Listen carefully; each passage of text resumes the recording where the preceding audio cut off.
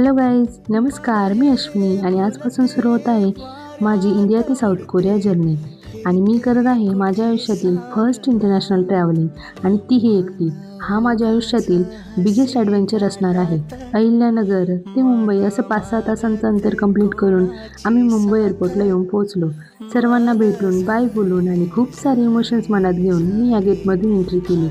इथपर्यंत सर्वजण माझ्यासोबत होते, परंतु इथून पुढचा प्रवास मला एकटीला करायचा होता. त्यामुळे मी खूप नर्वस झाले होते, थोडी घाबरले होते, कारण की ह्या सर्व गोष्टी मी फर्स्ट टाईमच अनुभवत होते.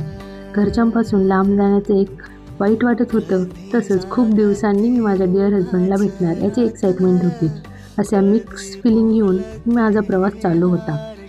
तर माझी सकाळ एका नवीन देशात म्हणजे सिंगापूर येथे झाली, जिथं माझा 7 तासांचा हॉल्ट होता. तर सिंगापूर एअरपोर्टवरील काही एक्सपिरियन्स मी नेक्स्ट व्लॉगमध्ये शेअर करणार आहे.